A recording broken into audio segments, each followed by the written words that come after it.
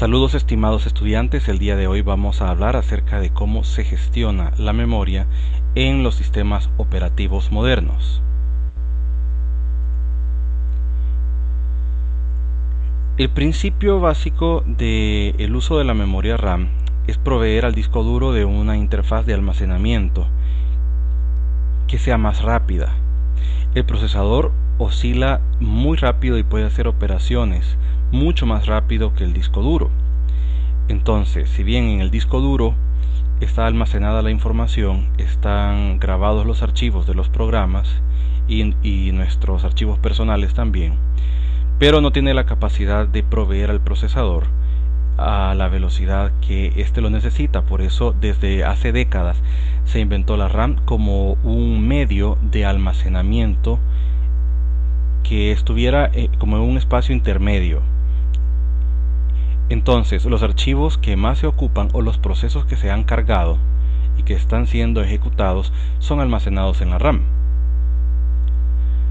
Lo típico es de que los procesadores ocupen las instrucciones del sistema operativo para gestionar la memoria RAM, y de ahí las arquitecturas diferentes de sistemas. Sabemos, Windows gestiona la memoria diferente que Linux, y ya vamos a hablar un poco de eso. Para el caso de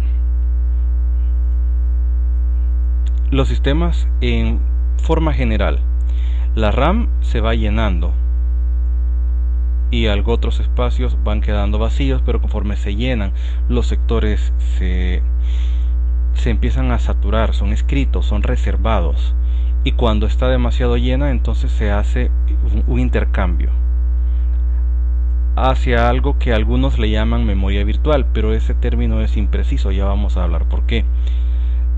De mi gusto no debería llamarse memoria virtual, sino se le debería llamar memoria de intercambio, que es un espacio del disco duro que se reserva como apoyo a la memoria RAM. Cuando ésta se llena, parte de su información es copiada al disco como apoyo, y sale más fácil ir a leer a ese espacio reservado y que está optimizado para ese fin, que ir a colectar toda la información en todo el disco duro otra vez. En el caso de Windows, todos los sistemas Windows, el espacio de intercambio es un archivo. Para el caso de los sistemas Linux, el espacio de intercambio es una partición. Se manejan muy distinto, muy distinto. Muy bien, lo que tenemos en cuanto a velocidad es que las memorias caché, que son típicas internas de los microprocesadores, son muy rápidas, pero almacenan segmentos de información no tan grandes, es poca información la que les cabe. La memoria principal es la RAM, que es donde ya cabe mucha información, y la memoria permanente, que está en el disco duro, puede utilizarse parte de esta, como ya dijimos, para gestionar un apoyo a la RAM. Entonces, ¿qué es la memoria virtual exactamente? La memoria virtual en realidad no se le debería de llamar así al archivo de intercambio que está en el disco duro, sino que la memoria virtual es un método de software para almacenar la información en la RAM, y ese método lo controla el kernel de cada sistema operativo. La memoria virtual vendría a ser lo siguiente: si tenemos acá un proceso, digamos que este es el proceso, ahí dice en la imagen app1, llamémosle proceso sub 1, y este otro de acá proceso sub 2. En el proceso sub 1 la memoria virtual funciona así: en lugar de alojar directamente el proceso en un pedazo de la RAM, lo que hace es que reserva un fragmento de la RAM para guardar una instancia virtual del proceso, en donde está lo más importante, su encabezado, sus apuntadores de memoria hacia el montón, el heap, que es como el repositorio grande en donde va las utilidades de un proceso, pero las partes esenciales, las instrucciones especiales que rigen el proceso, se cargan en la memoria virtual, que es esa área de la RAM reservada para eso. Entonces las direcciones de memoria virtualmente van desde la posición 0 hasta donde termina el segmento, donde llega el último segmento de memoria. Luego en la aplicación 2 tenemos lo siguiente: vuelve a empezar la dirección de memoria desde 0 hasta donde termina, pero esto es virtual porque en realidad los procesos no empiezan desde la posición 0 de memoria, sino que virtualmente ellos tienen su propia asignación de espacios de memoria virtualmente, y luego lo que no cabe acá, cuestiones extra, archivos extra que se cargan en la RAM y que están siendo utilizados por los procesos, por ejemplo, como en el caso de un procesador de texto, que el software núcleo del procesador de texto se carga como un proceso en la memoria virtual, pero el archivo que está ocupando, la imagen que está ocupando, que no es vital del proceso y que también es cargada en RAM, se manda a lo que se le llama la memoria física o montón.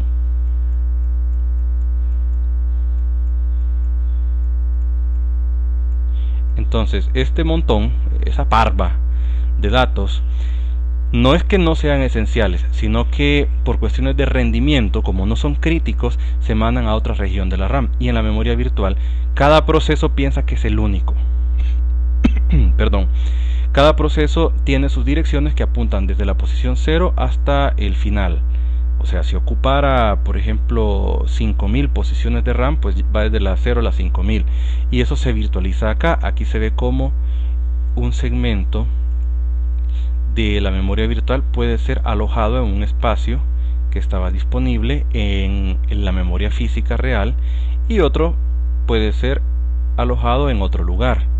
Entonces, lo que se va buscando aquí es aprovechar la fragmentación de memoria. ¿Y qué es la fragmentación de memoria? Sucede esto: suponga que usted está ocupando una aplicación que es de por sí pesada, por ejemplo Google Earth, que ocupa RAM, y usted la ha cargado y luego carga otra aplicación pesada, podría ser una máquina virtual, y luego carga un juego, etcétera.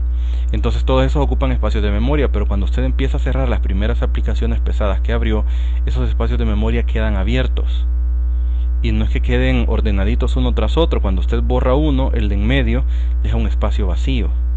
Entonces lo que se hace en la memoria física es que esos espacios que están vacíos deben ser rellenados,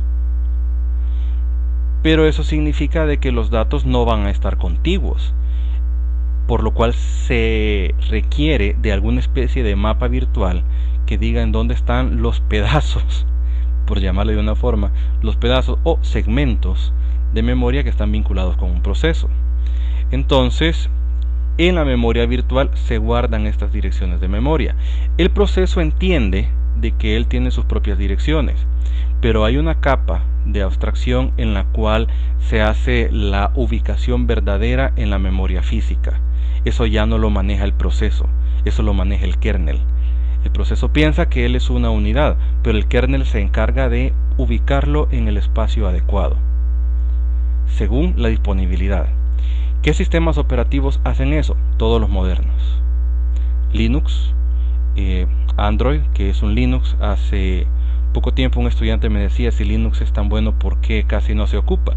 Y a mí se me olvidaba algo muy importante, y que es totalmente cierto, que todos cargamos un Android en el bolsillo hoy en día, o casi todos, excepto los que cargan un iPhone. Pero los Android ocupan un núcleo Linux, que es un Linux modificado, hecho a medida para ese propósito.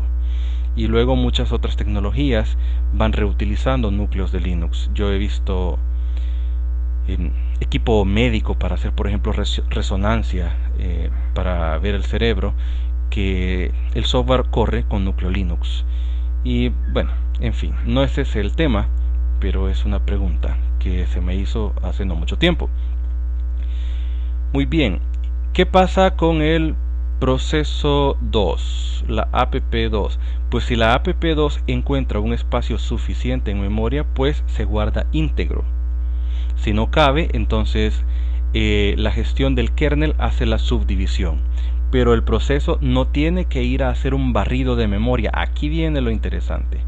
Esta es la protección de procesos, que en algunos sistemas operativos esto se implementa mejor que en otros. Por ejemplo, la aplicación 2 no tiene que ir a buscar en la memoria a dónde están sus segmentos de montón. Por ejemplo, si la aplicación 2 reproduce un sonido y ese MP3 se carga en la RAM, no forma parte del llamémosle el núcleo del proceso, no es el main del proceso, por lo tal eso no se va para la memoria virtual, porque aquí está lo principal, sino que son segmentos, pedacitos de memoria en el heap, en el montón. Y claro, la memoria virtual ocupa su espacio en la memoria física, pero por el hecho de tener otro propósito se le llama así.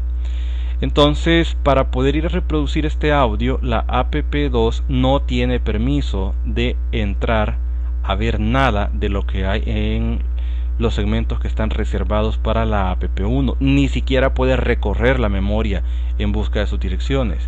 La memoria virtual del sistema operativo tiene una capa controlada por el kernel, que es la que maneja ese posicionamiento.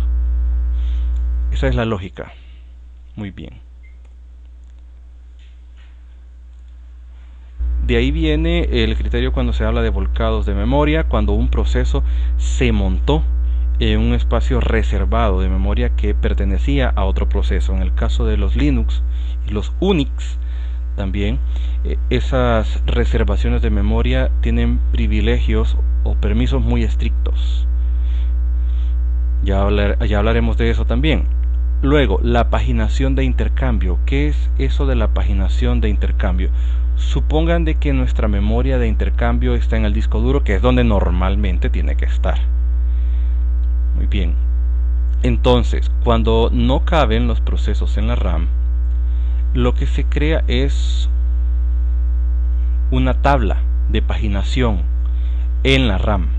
O sea, se ocupa un espacio de la RAM para esa paginación. Y esa paginación lo que dice es las direcciones.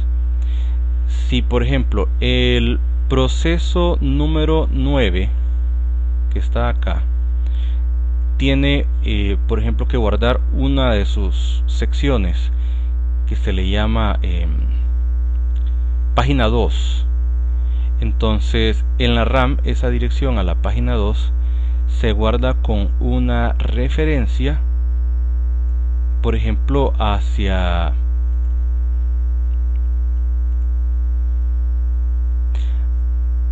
un marco en el disco duro. Aquí estamos viendo que tiene una referencia hacia una posición 2. No necesariamente este número 2 de la paginación implica de que vayan a ser dos posiciones de memoria, sino que es el número de página. Entonces aquí lo que tenemos es una representación en lo que la tabla, toda esta, es como que si fuera una relación muchos a muchos, en donde se rompe la asociación de registros en una base de datos mediante una tabla de relaciones. Y lo que se ha hecho acá es tomar una página o un segmento de la memoria RAM y referenciarlo con el disco duro. Aquí habla de bits, estos bits presentes. Estos bits podrán funcionar si está activa o no esa región en el disco duro. Podemos ver por ejemplo los marcos de página aquí que están vacíos, entonces tienen un bit de presencia a 0, o sea está desactivada esa región del disco duro o esa región del intercambio. Y por cierto, swap significa eso, intercambio. Cuando el proceso va a ocupar un espacio en la memoria virtual, entonces eso se bloquea. Por eso habla aquí bloqueo de procesos, estado 1. Y ese bloqueo es protección de memoria para que nadie más pueda ir a ocupar ese fragmento del disco duro que está siendo utilizado. Entonces la paginación es tomar un segmento de la RAM y relacionarlo con un segmento del disco duro para hacer ese match y no permitir pues que hayan overlaps, o sea que se traslape la información de un proceso con otro, o que un proceso pueda ver lo que está en el espacio de otro proceso. Luego, Esto como cultura general, probablemente ya lo hayan visto muchas veces en otros cursos de arquitectura de computadoras, pero quise recordar lo que son las unidades de medida. Cuando uno está verificando cuánta memoria RAM está disponible en realidad en nuestro dispositivo físico, vamos a ver de que a veces se puede hablar de kilobytes, megabytes o gigabytes. Y en otras ocasiones se habla de kibs, mibs y jibs. Algunos les llama kibis, mibis, gibis, nombres raros. Pero lo que pasa es de que están utilizando otro sistema de numeración. En el sistema de unidades internacionalmente se conoce de que el kilobyte son 10 a la 3 bytes. Bien, el megabyte son 10 a la 6. Entonces esto toma un sistema basado en 10. Ese es el factor. Pero para el caso de si ocupamos un sistema binario y estamos hablando estrictamente de bytes, vamos a poner un factor de multiplicación que es una potencia de 2. Ya no la base es 10, sino que es 2. Entonces hablamos de 2 a la 10, 2 a la 20, 2 a la 30, 2 a la 40. Y este es otro sistema de medición. Simplemente la forma en que se calculan los espacios ocupa otro sistema numérico. Y en la práctica eso tiene algunas diferencias, como vemos acá.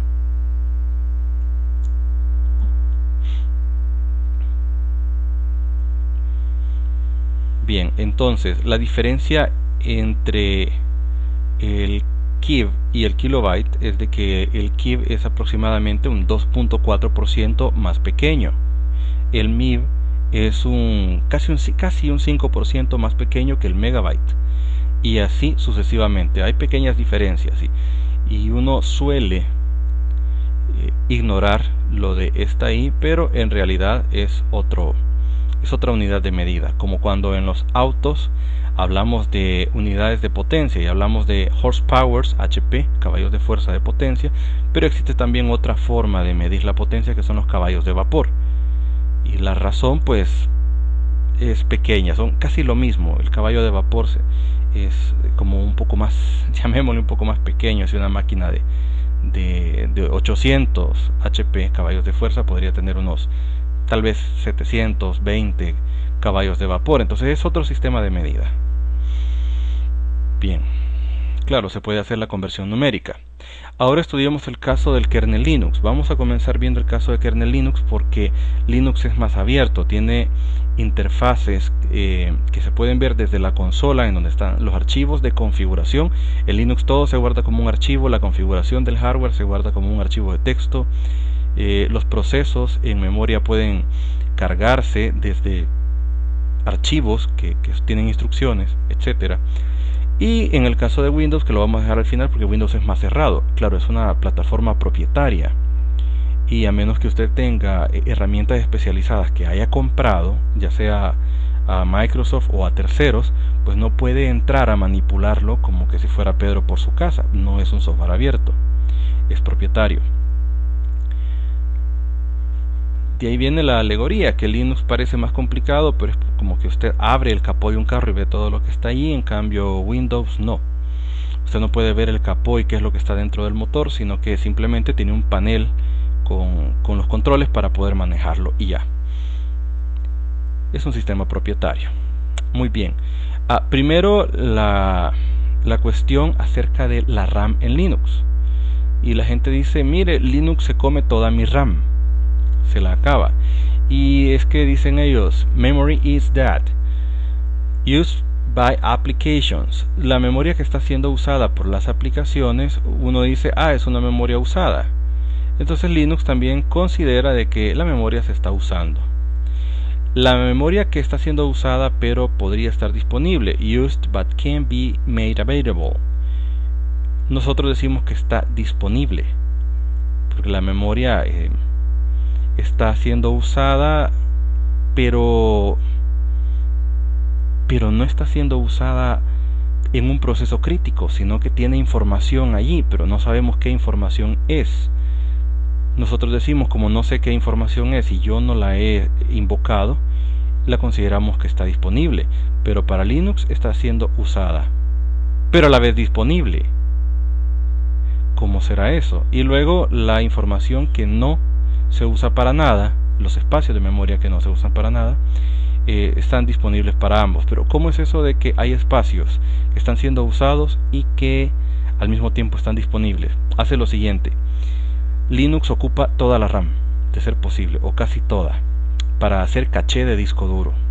Por ejemplo, si usted está ocupando su computadora Linux o su servidor Linux para algún proceso, pero este no tiene la necesidad de llenar toda la RAM, esa RAM ociosa, Linux se apodera de ella y empieza a ponerle información que puede ser de utilidad. Por ejemplo, los últimos programas que usted cargó en memoria, o algunos archivos que son de relevancia para mejorar el rendimiento y no tener que ir a cada rato a ver al disco duro, Linux lo mantiene allí, la información, y en el momento en que hay necesidad de ocupar esa RAM, simplemente sobrescribe y ya. Pero Linux no borra por borrar, Linux mantiene la información hasta cierto punto. Por eso una memoria puede tener casi todo el espacio usado, pero disponible a la vez, porque lo ocupa para caché de disco duro, y al ocupar caché de disco duro se mejora mucho el rendimiento. Alguien dirá, ¿y no se pierde tiempo a la hora en la cual yo creo un proceso nuevo o cargo un programa nuevo y estoy guardando información adicional? ¿Será que no pierdo tiempo en que se escriba la información en la memoria, porque primero tiene que borrar esa información vieja para luego poner nueva? Realmente no funciona así. Lo que hace Linux en ese caso es que va a escribir directamente en esos segmentos de memoria y guarda las referencias en la memoria virtual, las referencias a esos segmentos, solo sobrescribe. De igual manera, si estuvieran en blanco, tendría que escribir en ellas. Muy bien, entonces por acá hay una pequeña demostración pendiente, que es ver el monitor del sistema. Es el System Monitor. Muy bien, vamos a ver primero los recursos. En el caso de esta computadora, puedo ver que tengo 4 núcleos reales, que son los de arriba, y los de abajo son los virtuales. O sea, cada núcleo real tiene un núcleo virtual adicional que está abajo acompañándole. Y aquí puedo ver el estado de la carga de cada una de estas unidades de CPU. Hablando con respecto a la memoria, tenemos aquí el uso de memoria y el uso de la swap, en donde dice de que yo en realidad estoy ocupando 1.9 de la memoria de 7.7 GB. O sea, en teoría es una memoria de 8 GB, pero se pierde algo por ese espacio que se necesita para crear las tablas de paginación, las tablas de direcciones. Es como el índice de la memoria RAM. La gente dice, me estafaron, me robaron, compré una memoria de 8, compré un disco duro de 1 tera, pero nunca me dan el tera exacto, nunca me dan los gigas exactos. Pues sí se los dan. Es el sistema de archivos el que ocupa una parte. Es como que usted compre un libro de 300 páginas y se queje porque no viene el contenido en las 300 páginas. No, hay una página de portada, hay una página de índice, hay una página de prefacio, y después pues hay más que no forman parte de ese sistema de información, sino que es información acerca de la información, metadatos. Muy bien, podemos cambiarle los colores a esto si queremos, no es algo tan importante. Ahora, lo interesante es esto, de que dice de que estoy ocupando el 24% de la RAM. Qué bonito, estoy ocupando muy poca memoria, menos de 2 GB, pero la memoria en realidad está llena, casi llena, porque vean que para caché tiene reservados 4.1 GB.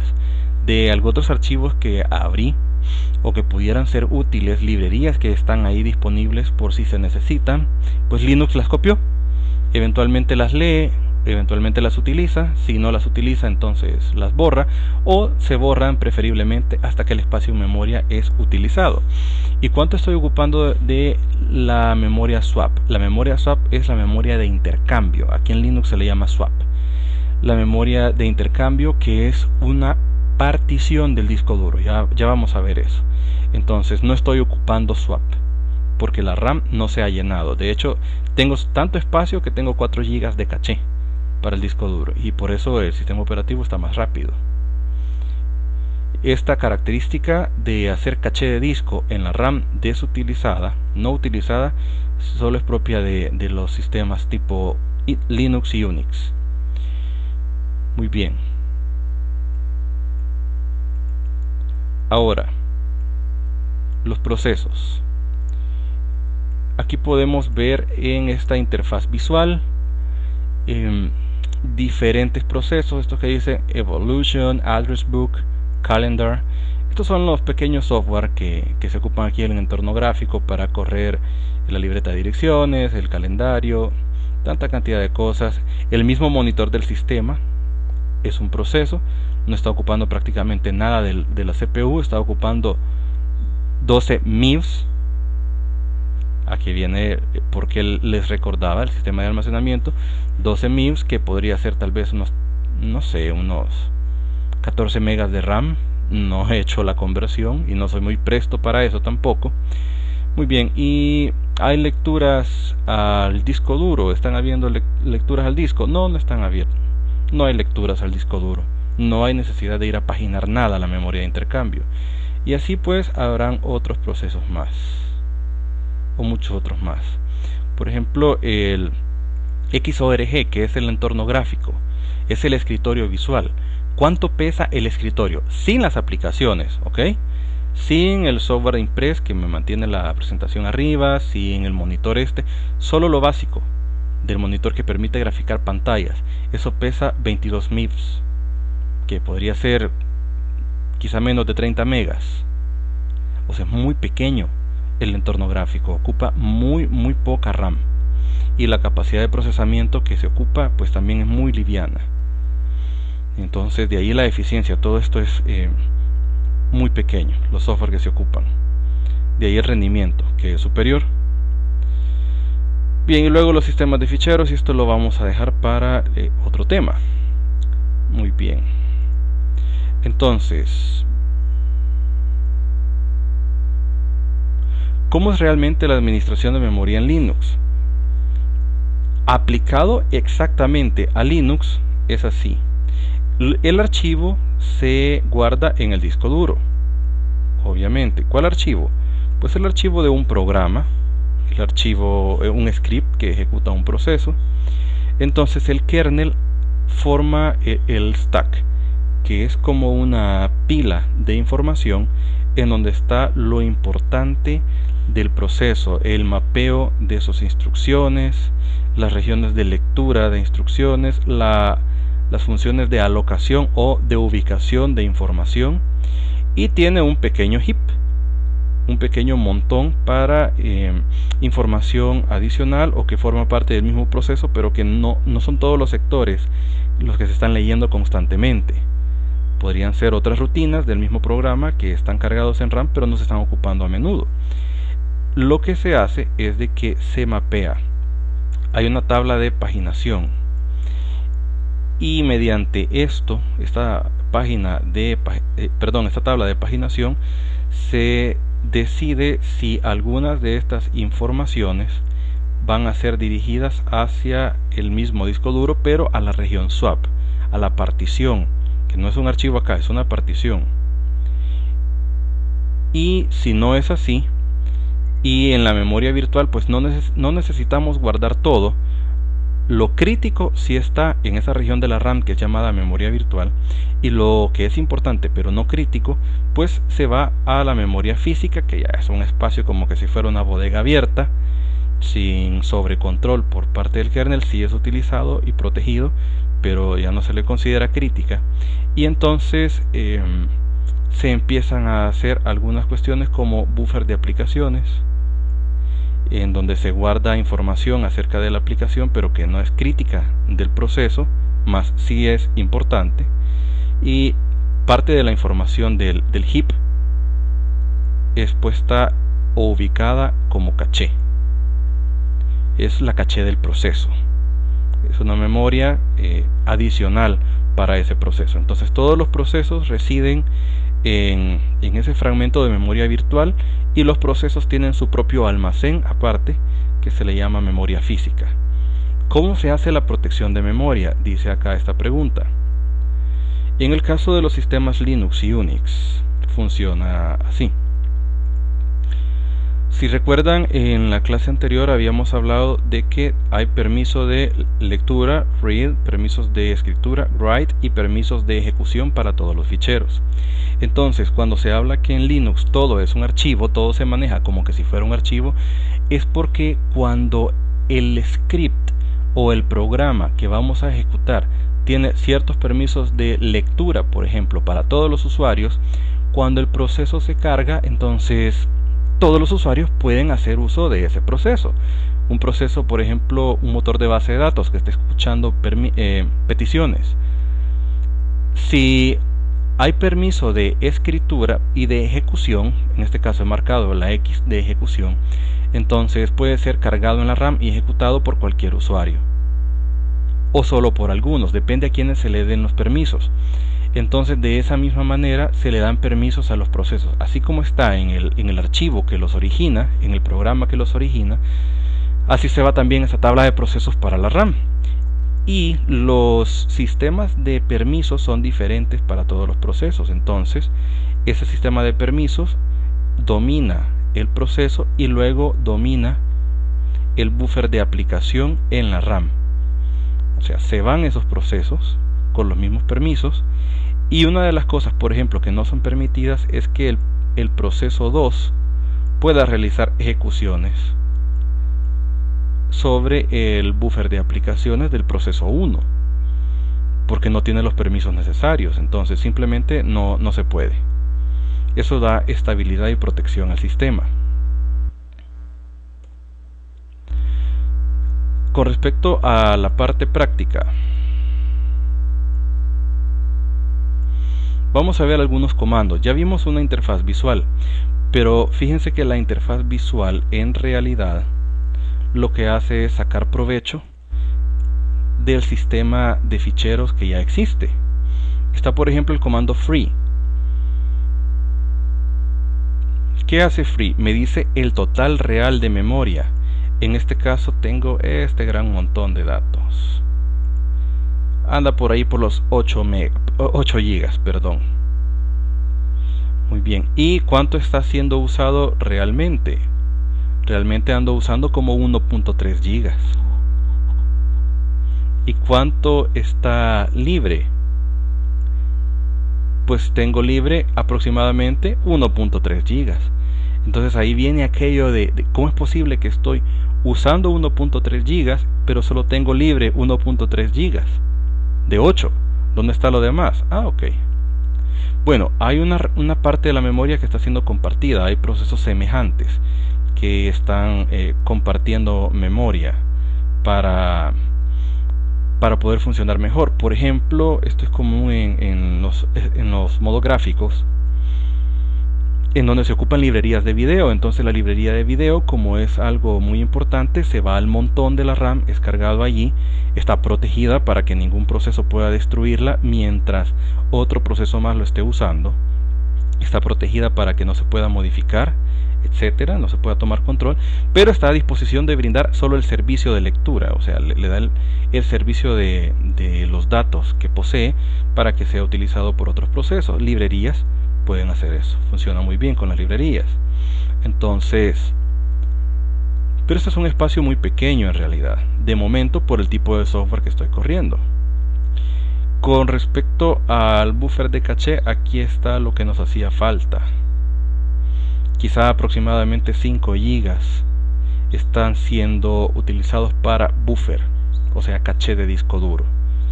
¿Y cuánto tenemos disponible? Disponible, no inutilizado.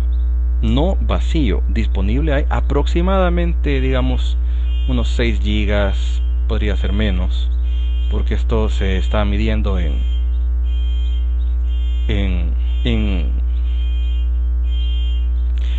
el estándar de KIVS y MIVS, o sea, en el estándar en donde todo es base 2, pero como los valores son semejantes, pues por ahí anda, por unos, digamos, casi 6 gigas. Eso es lo que está disponible, no vacío, siempre va a estar ocupado, pero está disponible. Muy bien, entonces a la gente no le gustan a veces estas interfaces, pero como vamos a ver más adelante, usted puede tomar control de una computadora a través de una consola con el comando SSH. Por ejemplo, usted se puede conectar a otra computadora que está en el otro lado del mundo y usted puede correr todos estos comandos sin tener que pasar por todas las vulnerabilidades de un entorno gráfico y pudiendo hacer todo. Lo especial del Linux y Unix es que todo esto está en ficheros de texto plano, como lo acaban de ver, y cualquier herramienta gráfica que cualquier persona quiera desarrollar usa esto y ya lo presenta bien bonito en diagramas de pastel o como lo deseen. Y de hecho hay software que hace cosas por el estilo. Veamos eso. Bien, hay un par de aplicaciones visuales. HeartInfo. Está este HeartInfo me permite conocer alguna información acerca, por ejemplo, no estamos hablando de eso, pero viene a cierta importancia, los módulos del kernel. Hay unos módulos que tienen que ver con la máquina virtual de Oracle y hay otros módulos que tienen que ver con cantidad de cosas.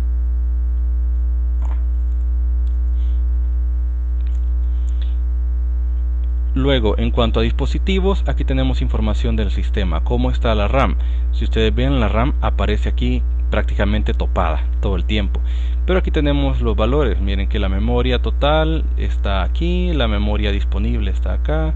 No lo vamos a explicar porque ya se ha hablado lo suficiente de esto en este momento, pero este es un modo gráfico de ver las cosas. Luego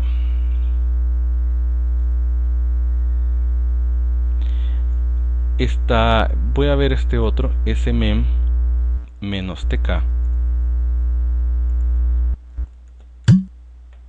Bien, si yo pongo SMEM, o sea el sistema de memoria, me va a mostrar el process ID, el usuario que lo está ejecutando y cuál es el comando que creó ese proceso, y me muestra cuánta swap está usando.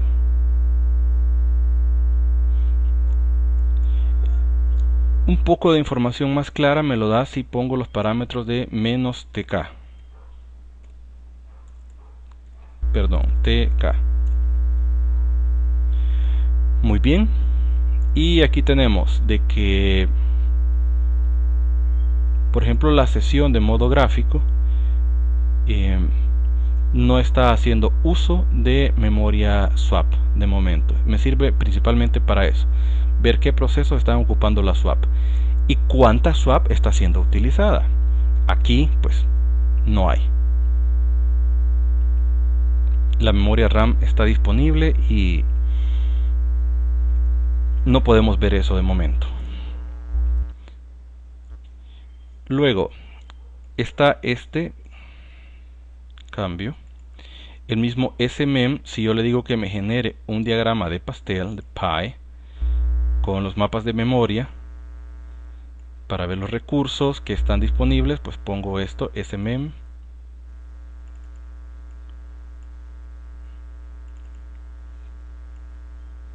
Vamos a digitarlo así, SMEM --py maps -s RSS.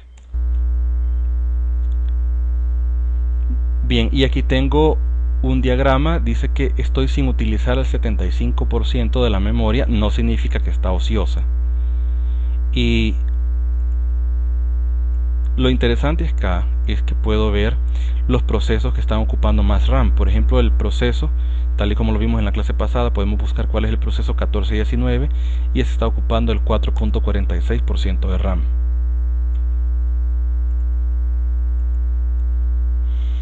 Luego, ¿qué tal si usamos htop? Que también lo habíamos visto antes. En el caso de HTOP podemos ver los procesos que están ocupando más carga para el microprocesador, y de momento todo parece estar funcionando tranquilamente. Y tenemos de que el shell de Genome, que es el shell del modo gráfico, es el que está ocupando bastante de los recursos, es el que está ocupando 4.5% de la memoria RAM.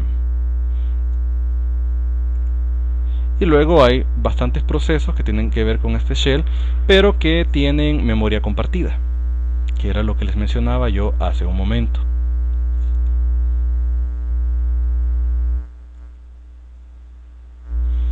Ahora, ¿qué hace DMI Decode? Es la decodificación de dispositivos de hardware, y en este caso, pues, si yo hago uso de DMI Decode, bueno, tengo que autenticarme como superusuario, que es el administrador. DMI Decode me da información acerca del hardware, hasta de los dispositivos PCI que existen me da información, pero es un listado bastante largo de información. Entonces aquí les he puesto que hay una forma de filtrar, que es como un "-t". Yo le hubiera llamado "-f" de filtro, pero le han puesto a ellos "-t". Entonces le pongo DMI Decode -t y le voy a poner memory para ver todo lo que tiene que ver con memoria, y aquí me da la información de mi memoria. Quizás voy a hacer algo, voy a poner un montón de enter para poder ver un corte en la consola.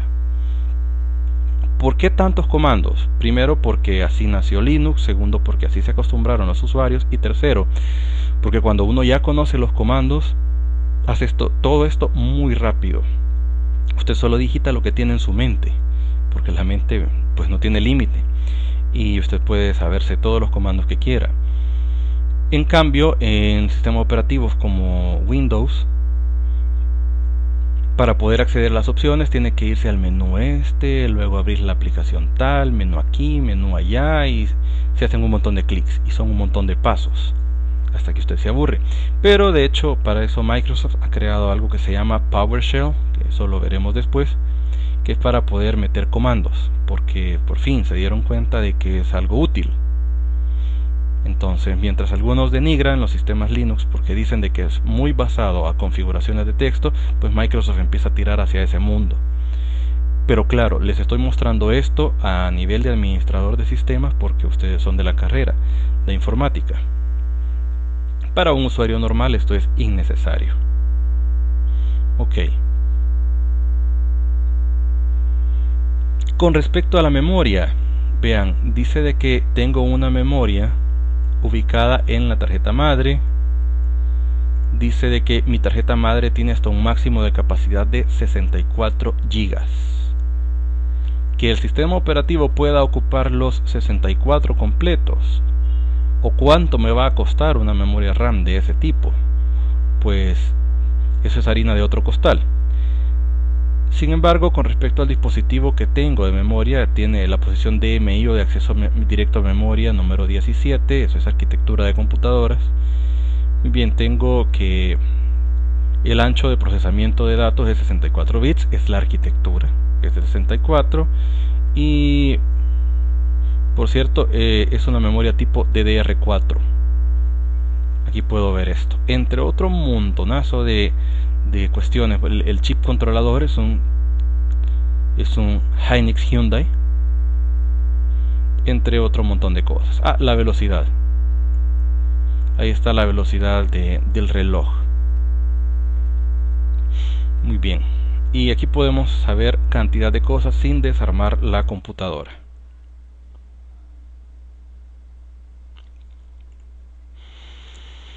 Bien, lo anterior era con respecto al hardware, para averiguar las características del hardware, para ver cómo funcionan los procesos, pues eran los comandos como htop y todos esos. Pero existe también otra interfaz que se llama la interfaz proc. En la interfaz proc se cargan a manera como que si fueran ficheros de texto la información de configuración de todo el sistema operativo y de los procesos que se están corriendo. Es un subsistema virtual. Entonces yo puedo correr estos comandos para ver exactamente qué es proc. Voy a decirle cat es el comando que sirve para graficar el contenido de un archivo de texto. Y dentro de la interfaz proc, pues hay cantidad de cosas. Hay 381 posibilidades. Y entre ellas, bueno, estos son los números de procesos. Hay ficheros de configuración para cada uno de los procesos. Y esto se crea virtualmente, existe en la RAM. O sea, esto es como para acceder a las configuraciones internas de todo lo que está en la memoria RAM. Y aquí hay controladores de sonido que se cargan como que si fueran ficheros. Configuraciones de puertos, de interrupciones IRQ, etcétera. Cantidad de cosas. De momento me interesa MEMInfo o información de memoria. Y esto es muy similar a lo que me decía aquel software de modo gráfico acerca del hardware, en donde me dice el total de la memoria, el total que está libre, lo que está disponible, que no es lo mismo libre que disponible, ya lo dijimos, lo que se ha utilizado como buffer, lo que se ha hecho como caché de disco, etcétera. Cantidad de cosas. Y la memoria swap. ¿Cuánto tenemos de swap en el disco duro? Bueno, aquí tenemos la cantidad. Esto está en kilobytes. Tenemos casi 9 kilobytes, casi 9 gigas, perdón, de información.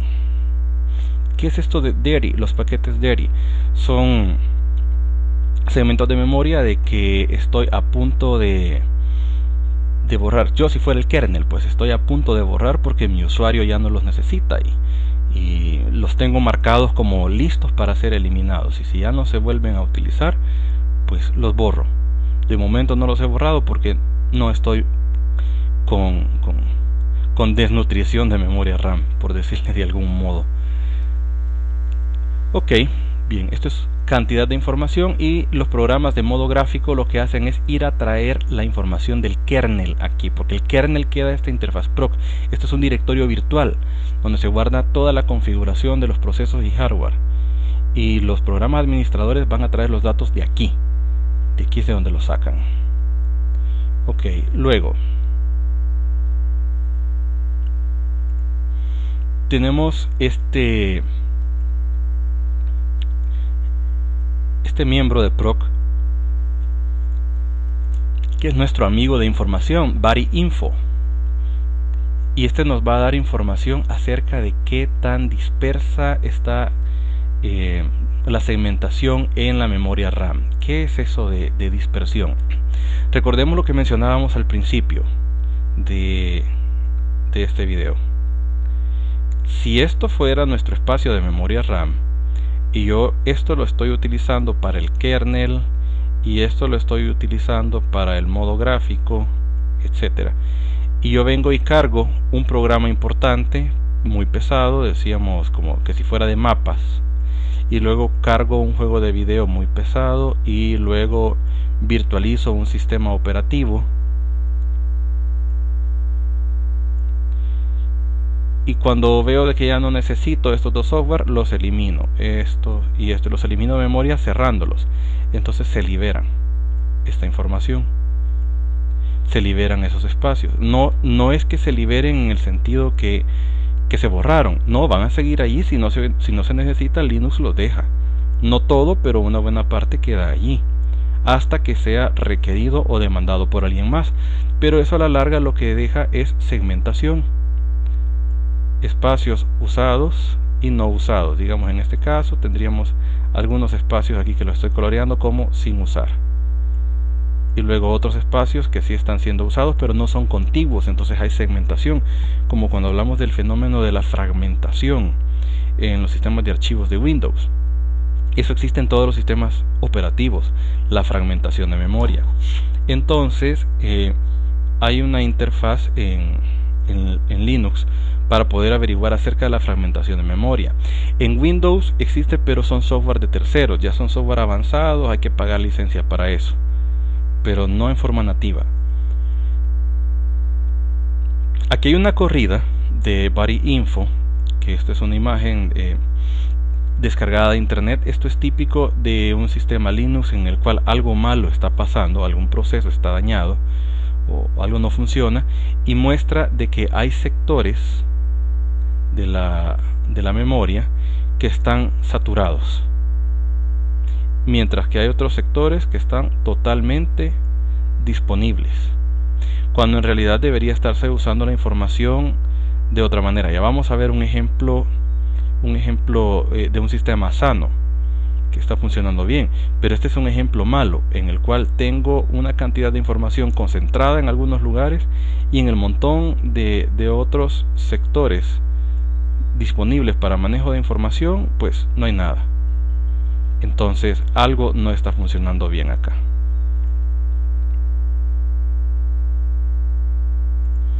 Voy a correr este comando cat proc BuddyInfo, y aquí hay, lo corro otra vez, y aquí hay un ejemplo de un uso más atinado. Esta es la forma en que debe lucirse.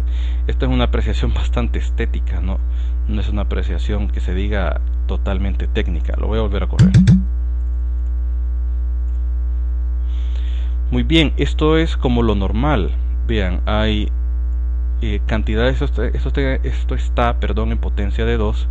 Tengo aquí 268, 189, y es normal que los usos vayan decreciendo según los sectores. En esa forma está estipulada esta información, pero para no entrar en muchos tecnicismos, lo que podemos ver es que hay una progresión que de 268 a 189 y luego a 338 no es un desajuste como decir de 100 a 8000 sectores utilizados, y hay una dispersión aceptable de datos que va en cierta disminución según los sectores que se van usando, según cómo se van llenando los sectores de la memoria.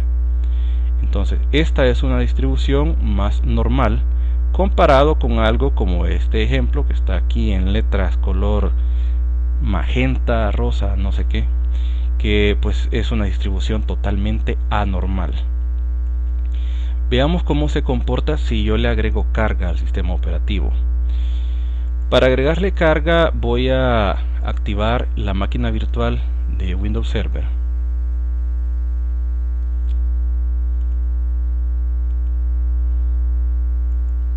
Y voy a activar la máquina virtual de Oracle. Claro, esto va a empezar a llenar la RAM.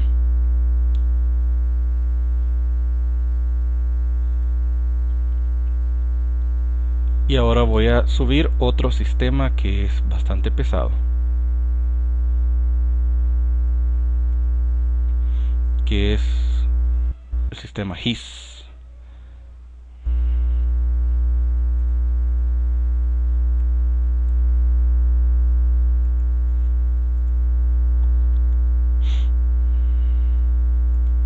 QGIS. Bien, este es pesado.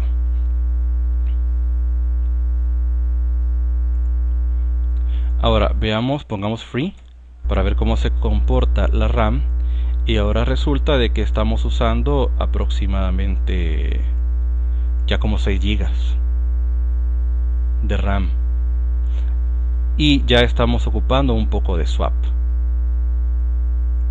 Poquito, realmente es poquito, pero vemos como en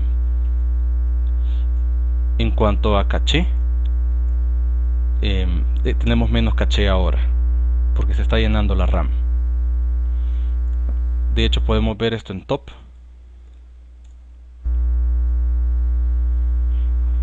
Muy bien, VirtualBox está ocupando el 47% de la memoria aproximadamente. Ok, y ahora veamos cómo está la paginación con BuddyInfo.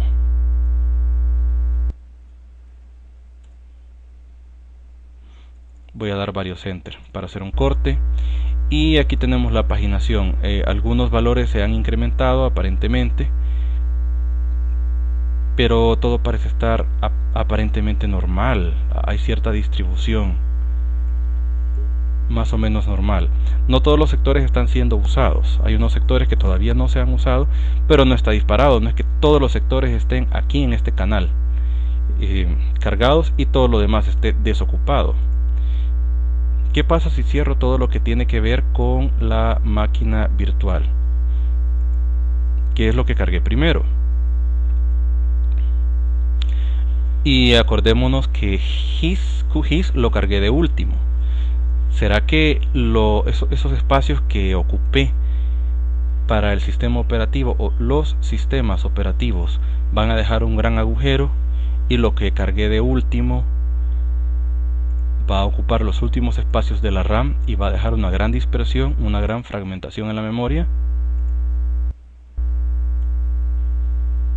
Voy a dar varios enter.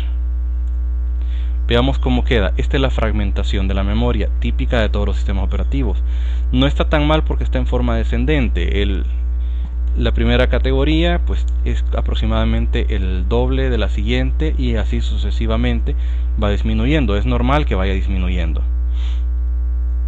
pero está usando todos estos canales, el canal DMA y el canal normal. El canal DMA, que es el de acceso directo a memoria de 32 bits, y el normal.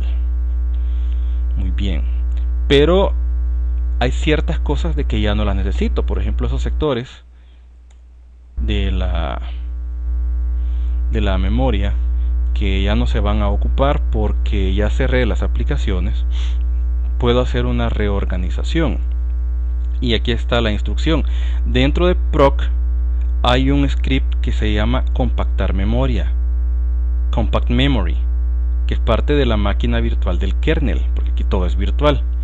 Entonces lo que hago es pasarle el parámetro 1, que es como pasarle true. Mire, con echo yo inyecto un valor a ese proceso y yo le estoy diciendo, mire, 1, true.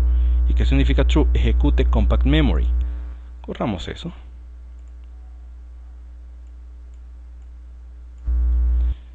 Echo 1. Adiós guarde. Aquí me va a llegar la vida eterna.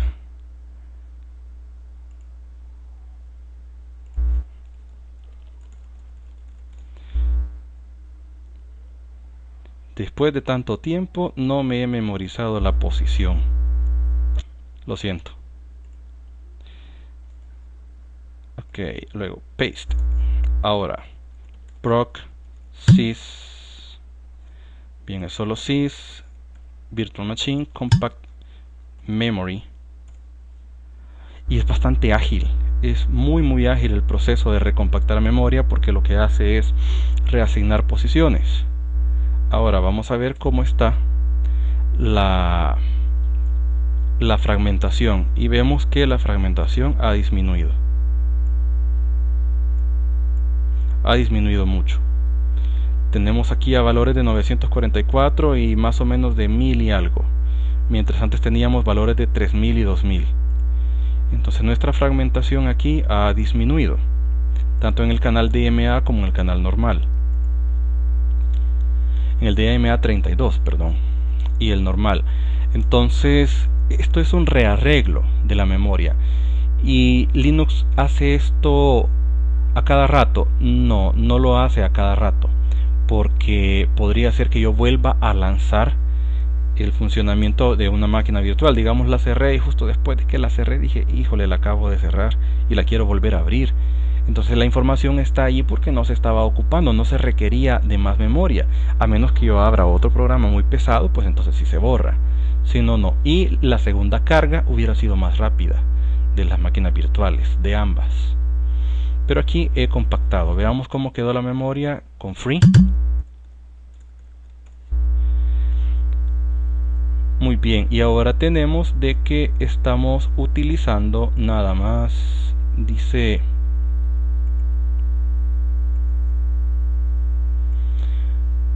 pues como 1 GB y algo, porque hemos compactado la memoria y hemos barrido con una parte del buffer. Ahora, esto no daña el sistema operativo. De hecho, ahí está ese script y lo he invocado yo, pero eventualmente podría invocarlo el sistema operativo, pues si una aplicación lo requiere y si tiene los permisos. Ojo con eso, si tiene los permisos. Yo aquí lo he ocupado porque yo soy el usuario root, el usuario raíz o administrador, y tengo los permisos para hacerlo. Pero si no, pues eso no hubiera sido posible. No cualquiera puede hacer uso de esto, tiene que tener los permisos. Con el usuario normal, que era Carlos, ni siquiera podía ver información privilegiada del hardware. Hace un momento, recordemos eso. Ahora, ¿cómo se maneja la swap en Linux? Pues parte de la información de los programas, lo que no es de misión crítica, pero sí es importante, cuando ya no cabe en la memoria principal, se va a alojar en el disco duro, en la memoria de intercambio. Vamos a ocupar algo que se llama gparted para eso. Quizá vamos a ver primero el comando, se me antojó ver primero el comando. Si vemos con free, aquí está la información de esa memoria de intercambio, que pues anda, pues no sé, entre 8 y 9 gigas. Aquí está la información del tamaño de la swap, que ese es su verdadero nombre, swap, en el caso de los sistemas Linux. Muy bien, pero si no nos gusta verlo así, porque son numeritos y queremos ver algo bonito, entonces podemos hacer uso de gparted, que es un muy buen software. Y ojo con esto, necesito privilegios. No es solo de abrirlo y cualquier otro proceso o un virus lo va a poder ejecutar a su antojo.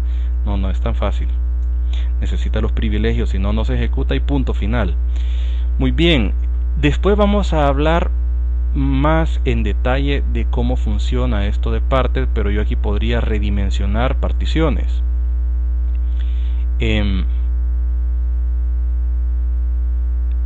¿Dónde está? Aquí está, Linux Swap. Le he dado clic a este dispositivo. Dentro del directorio dev de dispositivos, aquí está el driver, la dirección del driver en el sistema de directorios, y aquí dice que tengo una Linux Swap, dice de 8.38 gigs, no son gigabytes, son gigs.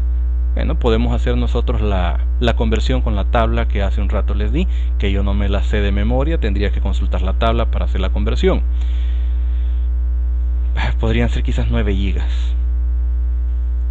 No sé, no le he prestado tanta atención a eso, pero aquí tengo los tamaños de esto. Podría redimensionar la swap. Si alguien dice, mire, tengo mucho, entonces le doy clic derecho y tendría que desactivar la swap. Aquí dice swap off. Con eso la apago y ahora mi sistema Linux ya no tiene swap, está desactivada. Ahora ya puedo, por ejemplo, formatearla como un sistema swap. Si la swap estuviera dañada por alguna razón y la recomendación fuera reformatear, la puedo formatear desde aquí. Si no, puedo resize, puedo cambiar el tamaño. Vean, con esta herramienta gráfica puedo cambiar el tamaño de la partición, y si hubiera más espacio libre en el disco duro, después veremos cómo hacer eso, pues entonces puedo extenderla, puedo hacerla más grande. Una vez termino mis cambios, la puedo montar y dice swap on, activar la swap, y con eso se monta y ya tengo otra vez memoria swap en uso.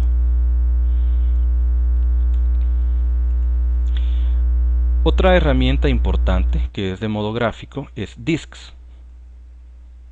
No recuerdo si se las puse en la presentación. Ok, esta da la información no en gigs, sino que en gigabytes. Y aquí dice partición swap. Este es el disco duro. Esto es todo el sistema de particionamiento de mi disco duro, que lo vamos a ver después. Pero de momento les puedo adelantar esto. Aquí está una partición que se llama swap, que es de 9 gigabytes. Estos ya no son gigs, son gigabytes. Y pues es una partición tipo swap. Aquí puedo hacer varias cosas. Puedo detenerla también desde aquí. Dice desactivarla. Puedo borrarla, que no es recomendable. O puedo hacer otras operaciones como formatearla, editar la partición. Esto es como una alternativa a gparted. Gparted es más bonito, es como el software, es la herramienta legendaria. Ahora, podemos desactivar algunos módulos. ¿Qué es desactivar módulos? En el caso del sistema operativo,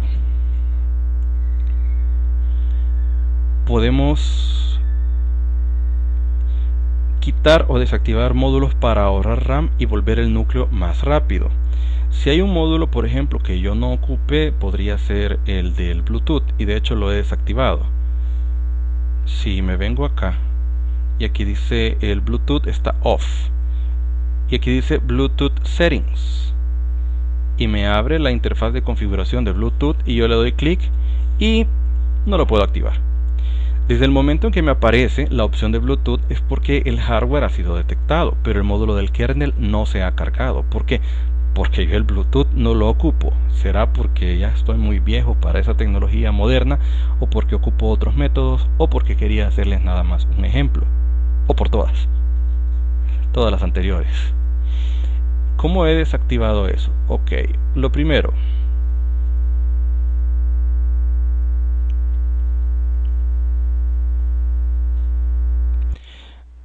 he hecho uso de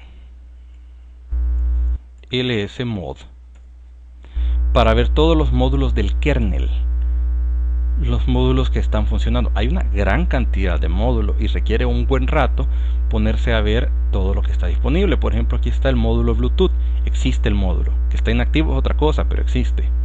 Entonces aquí están todos los módulos entre un montón de cosas. Tendríamos que hacer un pequeño trabajito documental para conocer los principales módulos del kernel Linux y qué hacen estos módulos. Pero también no es necesario matarse tanto, porque no voy a cerrar esto. En System Profile, la herramienta que les enseñé hace un rato, la que se llama Hard Info, por aquí aparecen los módulos de kernel y aquí están listados. La misma información que está en el fichero de texto la muestra, pero en un modo gráfico. Parece trampa, pero no es trampa, es una capa de presentación al usuario. No es la aplicación la astral, es nada más que va a traer la información a los lugares correctos, información que ya está disponible en el sistema. Usted puede usarla como quiera. Muy bien, entonces por ahí están los módulos y aparece el módulo de Bluetooth. Aquí está.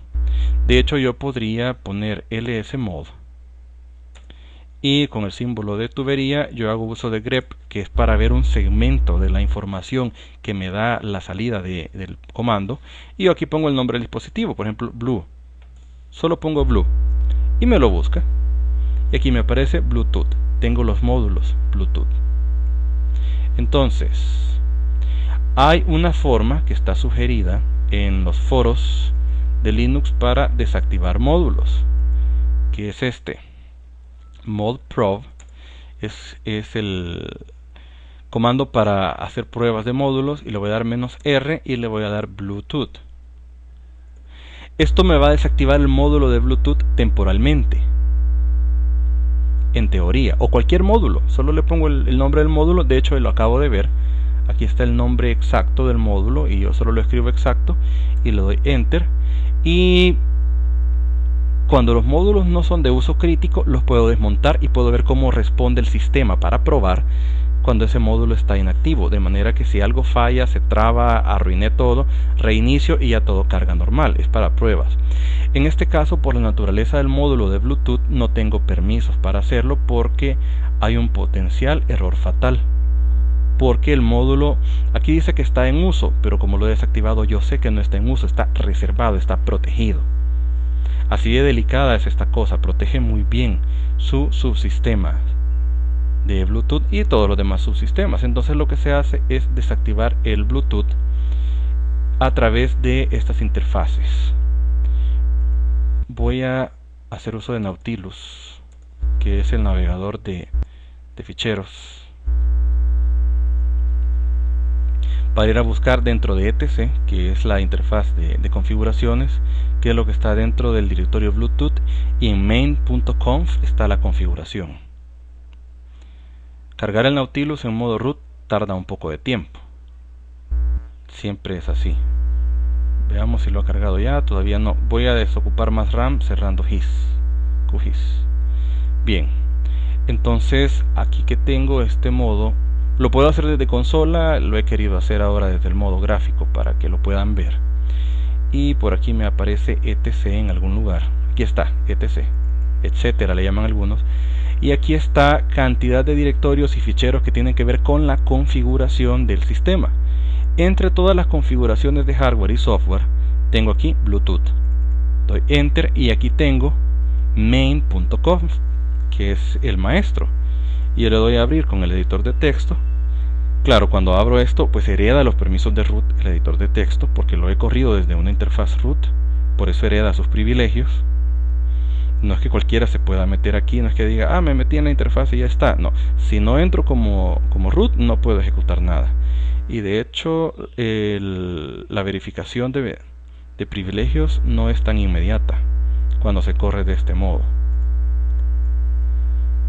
Muy bien, y aquí está la interfaz de configuración, y lo que yo he hecho es esto de aquí, donde dice Auto Enable.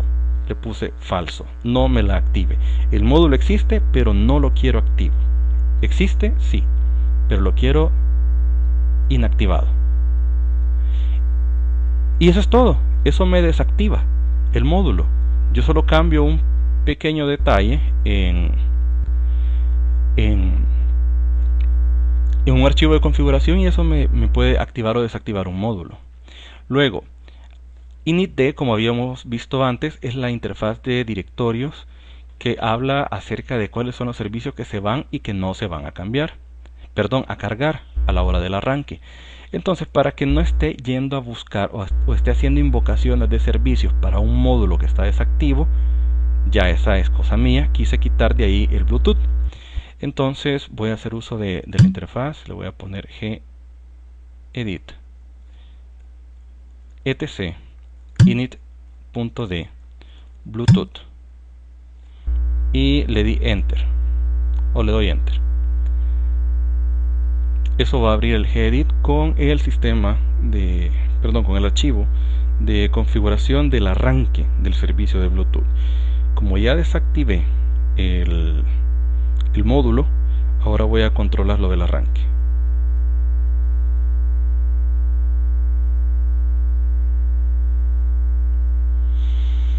Entonces aquí está esto, y lo que hice es de que quité el contenido de la configuración y solo le puse exit 0. Como quien dice, aquí no hay nada que ver, sálgase. Le puse el exit 0 para que todo termine y no hace nada. Sin embargo, el archivo anterior de configuración no lo destruí, no soy bobo, si en algún momento quiero usarlo lo puedo restituir. Y lo que hice es de que creé otro archivo que se llama Bluetooth-old, o sea, el archivo de Bluetooth lo renombré a old. Y esta es la versión anterior. Aquí está como Bluetooth old y este era el fichero que tenía las instrucciones para iniciar los servicios de Bluetooth. Entonces lo que hice es que lo guardé como old y el nuevo pues le borré y le puse exit 0. Entonces, ¿qué gano con esto? Es un ejemplo de cómo desactivar módulos del kernel para que el kernel funcione más libre, desactivando hardware o funciones que no necesitamos. Por ejemplo, si yo algún día me canso de la máquina virtual de Oracle y juro no volverla a usar y no quiero reinstalar el sistema operativo, pero por alguna razón extraña no lo quiero desinstalar, puedo desactivar los módulos. O puedo desinstalarlo y si veo que los módulos todavía están activos, los puedo desactivar manualmente.